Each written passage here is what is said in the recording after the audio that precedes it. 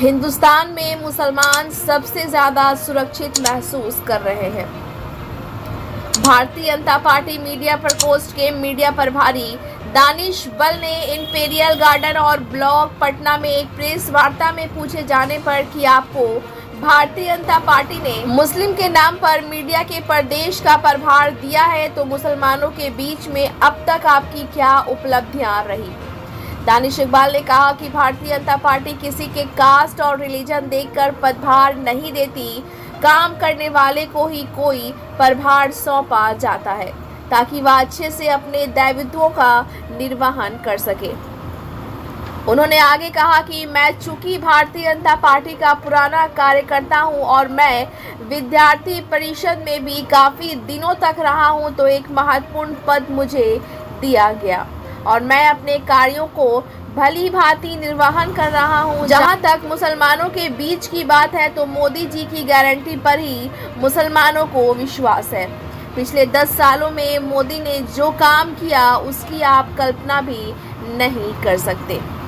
Bureau report, Bihar आदाब और सलाम। मैं हूँ खुर्शीद अनवर, बिहार दर्शन न्यूज़ से। अभी मैं आया हूँ भारतीय जनता पार्टी का मीडिया सेल जो है उसमें आई, यहाँ मीडिया प्रभारी प्रदेश के दानिश इकबाल साहब हैं, इनसे आइए जानकारी लेते हैं। ये अगला जो चुनाव अभी जो बाकी है, आगे अभी दो चरण का चुनाव हुआ है, बाकी 5 चरणों का है।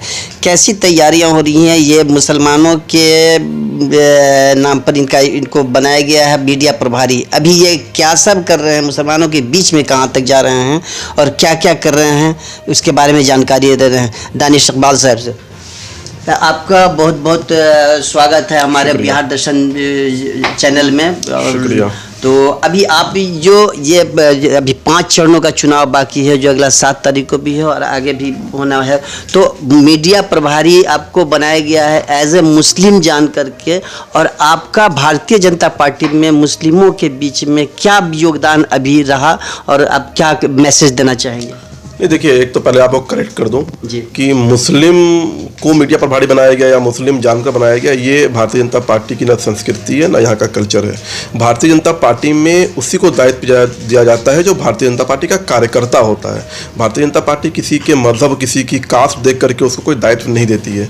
मैं भारतीय जनता पार्टी का पुराना कार्यकर्ता हूँ। विद्यार्थी परिषद के समय से मैं भारतीय जनता पार्टी और विचार से को जानता हूँ और छात्र जीवन में विद्यार्थी परिषद के लिए काम किया हूँ और बहुत समय से मैं भारतीय जनता पार्टी में काम कर रहा हूँ। भारतीय जनता पार्टी ने एक महत्वपूर्ण दायित्व दिया है अपने कार्यकर्ता को। कार्यकर्ता होने के नाते मैं उस दायित्व का निर्वाह कर रहा हूँ। और जहाँ तक सवाल है इस चुनाव का, ये चुनाव मोदी जी की गारंटी पर चुनाव है। इस चुनाव का मुद्दा है मोदी की गारंटी। मोदी जी ने 10 साल में जो कार्य किए हैं वो आज़ाद भारत का ऐतिहासिक कार्य है। आने वाले भविष्य में स्वर्ण अक्षरों से इस कार्य को लिखा जाएगा। आप कल्पना नहीं कर सकते थे कि भारत दंगों के बीच में रहता था। भारत में आए दिन बम ब्लास्ट होते रहते थे। भारत के अंदर हर दिन सांप्रदायिकता कहीं ना कहीं फैलाई जाती थी। क्या 10 सालों में देखने को मिला? क्या आप जिस भारत की कल्पना करते थे, जो राम राज की कल्पना महात्मा गांधी करते थे, उस राम राज को स्थापित करने का काम प्रधानमंत्री आदरणीय नरेंद्र मोदी जी ने किया है। आप कैसा भारत बनाना चाहते थे? पाकिस्तान जैसा, बांग्लादेश जैसा, सीरिया जैसा, तालिबान जैसा? तो इसलिए आज भारत के अंदर पूरे दुनिया के लोग रहते हैं, सभी मजहब के लोग रहते हैं और भारत एक ऐसा देश है जिसके अंदर सभी मजहब के लोग सबसे ज़्यादा सुरक्षित और शांतिपूर्वक रहते हैं। तो ये प्रधानमंत्री नरेंद्र मोदी जी का नेतृत्व है। और प्रधानमंत्री ने जो ऐतिहासिक कार्य किए हैं इन 10 सालों के अंदर, चाहे वो राम मंदिर जैसे मुद्दा हो, जहाँ शांतिपूर्ण और सौहार्दपूर्ण तरीके से प्राण प्रतिष्ठा कराया गया और उसमें वो अंसारी परिवार भी उस कोर्ट के निर्णय को मानता है और उसमें शामिल होता है। ये एक बहुत बड़ा तमाचा है उन लोगों के लिए, उन सो कॉल्ड सेकुलर लोगों के लिए जो राम के अस्तित्व को नकारने की बात करते थे इस देश के अंदर। आप देख लीजिए, अगर ट्रिपल तलाक जैसे मुद्दे हो, ट्रिपल तलाक जैसे मुद्दे पे तो आप लोगों को सवाल पूछना चाहिए। मुसलमानों के बीच में जाके मुसलमान मौलाना और उलमाओं से पूछना चाहिए। मुसलमान जो तंजीम चलाते हैं, जो दलाली करते हैं मुसलमान वोट बैंक की, उनसे सवाल पूछना चाहिए। एक बात बताइए, 3 तलाक का सवाल जो है ये पहले क्या इस्लाम मजहब में नहीं था? नहीं तो तीन तलाक का मतलब कि वो तीन तलाक जो अभी आप लोग कानून के हिसाब से बता रहे हैं, तलाक की जो प्रक्रिया इस देश के अंदर थी, क्या आप उससे सहमत हैं? सहमत हैं? देखिए पहले थे सहमत है, पूछ रहा हूँ। नहीं वो मैं क्या पूछ रहा हूँ, मैं आपसे क्या पूछ रहा हूँ? कानून छोड़िए, मैं आपसे सिंपल प्रश्न पूछ रहा हूँ। सुनिए, इस देश के अंदर चाय में चीनी ज्यादा हो गई और स्पॉन्टेनियसली पति जो है पत्नी को तलाक तलाक तलाक बोल दिया, तलाक हो गया, क्या आप इसको जायज मानते थे क्या? नहीं ये जायज, लेकिन वहाँ लेकिन क्या होता है जब जायज नहीं तो लेकिन क्या होता है? एक मिनट जैसे एक मेरी बात सुनिए। जैसा वो तीन तलाक का सिस्टम जो था पहले भी जो था कि कुछ टाइम गैप कर करके देना था, और उसके बाद भी जो अब जो है वो अब है कि अगर तीन तलाक दिया तो उसका एक कंडीशन था पहले, उसमें भी अभी आज भी कंडीशन वही कंडीशन है, तो वो अब कोर्ट के थ्रू आ गया, वो अलग सी बात है। तो उसमें आपको दिक्कत क्या है?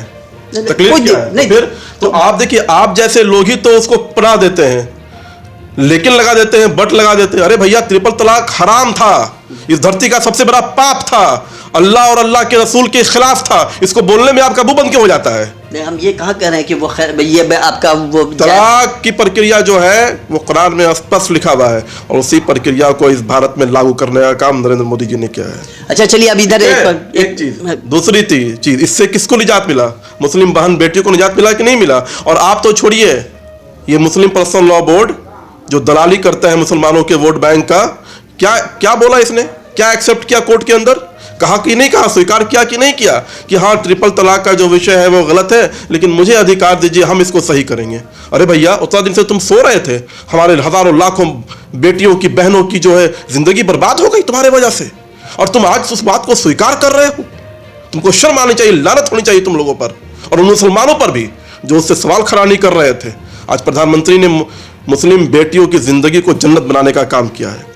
धारा 370 हटा करके जम्मू कश्मीर से वहां के मुसलमानों को आज़ादी के बाद पहली बार आरक्षण पहुंचाने का काम किया है। आज शौचालय दिए जा रहे हैं, गैस कनेक्शन दिए जा रहे हैं, बिजली दिए जा रहे हैं, घर बनाए जा रहे हैं पक्के के, अनाज दिए जा रहे हैं, 5 लाख रुपए तक के जो है इलाज के लिए पैसे दिए जा रहे हैं। आप कल्पना कर सकते थे क्या? भारत के अंदर जाके देखते स्वास्थ्य के क्या हालात होते थे। गरीब आदमी अगर बीमार पड़ जाए तो मर जाता था, उसके लिए कोई व्यवस्था नहीं थी कहीं। आज मोदी जी ने यह सुनिश्चित किया है कि गरीब से गरीब व्यक्ति भी बीमार पड़ता है तो 5 लाख तक का इलाज उसका हम करा के देंगे। तो ये सारे रिपोर्ट कार्ड हैं मोदी जी के, और इस रिपोर्ट कार्ड को लेकर के हम लोग जन जन के बीच में जा रहे हैं, और जनता पूरी तरह से मुत्तफिक है इस बात को लेकर के, वो इत्तेफाक रखती है नरेंद्र मोदी जी के किए गए कार्यों पर, और फिर से सभी समाज के लोग। और सबसे ज़्यादा फायदा अगर किसी को हुआ है मोदी जी के प्रधानमंत्री बनने से, तो याद रखिएगा वो पसमानदा देशज मुसलमान को हुआ है, जिसकी आबादी इस देश के अंदर 85% है, जो भारतीय मूल के हैं, भारतीय खून के और भारतीय मिट्टी के हैं। सबसे ज्यादा मोदी जी ने, क्योंकि एक बात बताइए, जब लाभकारी योजना कोई सरकार लाती है तो उसका सबसे ज्यादा फायदा होता है उन लोगों को जो सबसे निचले पायदान पर बैठे होते हैं। और सच्चर कमेटी की रिपोर्ट कहती है कि इस देश के अंदर सबसे ज्यादा निचली पायदान पर कोई बैठा है तो वो मुसलमान, देशज मुसलमान, दलित, अति पिछड़ा और पिछड़ा मुसलमान है। तो इसलिए मैं कहता हूं कि सबसे ज्यादा फायदा उन लोगों को हुआ है। और प्रधानमंत्री एक ऐसे सेकुलर प्रधानमंत्री है इस देश के अंदर जिन्होंने मजहबी आधार पर नहीं, मजहब के आधार पर नहीं, तुष्टिकरण के आधार पर नहीं, बल्कि सामाजिक न्याय के आधार पर इस देश के अंदर पसमानदा देशज मुसलमानों को न्याय दिलाने का काम किया है, मुख्य धारा में लाने का काम किया है। तो इन सारे विषयों को लेकर के, और जो हमारे कार्यकर्ता हैं, हमारे जो संगठन की संरचनाएं हैं, भारतीय जनता पार्टी की जो कार्यशैली है, पन्ना प्रमुख है, बुथ प्रमुख है, शक्ति केंद्र प्रमुख है, ये इतने सशक्त हैं, इतने मजबूत हैं कि ऊपर के किए गए कार्य को जन जन तक पहुंचाने का काम कर रहे हैं। और मैं अपील करता हूं बिहार की जनता से कि आने वाले तीसरे चरण में भी जो है ज़्यादा से ज़्यादा संख्या में बाहर निकलें, अपने मतदान का, अपने अधिकार का प्रयोग करें, और एक एक वोट जो होगा इस बिहार की जनता का, जो कमल के बटन पर दबेगा, वो भारत को दुनिया में तीसरी अर्थव्यवस्था बनाने के लिए होगा, वो भारत को और सशक्त और मजबूत बनाने के लिए होगा। क्या ये साहब, ये एक और प्रश्न आ रहा है यहाँ पर में कि संविधान में बदलाव लाने की हो रही है, संविधान बदल दिया जाएगा, क्या कहना चाहेंगे? जिनके पास कोई मुद्दा नहीं है, जिन्होंने इस देश के अंदर 50 बार से ज्यादा संविधान को बदला हो, काफी लोग डरे, जिन्होंने नहीं, पता नहीं आपको दिखे होंगे डरे हुए लोग। एक बात याद रखिएगा, भारत में किसी को डर नहीं लगता और भारत में कोई डरता नहीं है। ये वो लोग हैं जिन्होंने डर की राजनीति कर कर के मुसलमान को डराने का काम किया। 2013 याद कीजिए, जब प्रधानमंत्री नरेंद्र मोदी प्रधानमंत्री के रूप में, दावेदार के रूप में सामने आए थे, तो क्या कहते थे डराने वाले लोग? मोदी प्रधानमंत्री बन जाएंगे तो मुसलमानों का कत्लेआम हो जाएगा, मुसलमान को भगा दिया जाएगा, मुसलमान को बर्बाद कर दिया जाएगा। और मैं चुनौती के साथ कहता हूँ और यकीन के साथ कहता हूँ कि सबसे ज़्यादा मुसलमान अगर कभी सुरक्षित महसूस किया है भारत के अंदर तो मोदी जी के 10 साल के कार्यकाल में किया है। सबसे ज़्यादा मुसलमान अगर कभी तरक्की किया है तो मोदी जी के 10 साल के कार्यकाल में किया है। अगर आप क्या चाहते हैं, आप सीरिया, पाकिस्तान, तालिबान चाहते हैं क्या?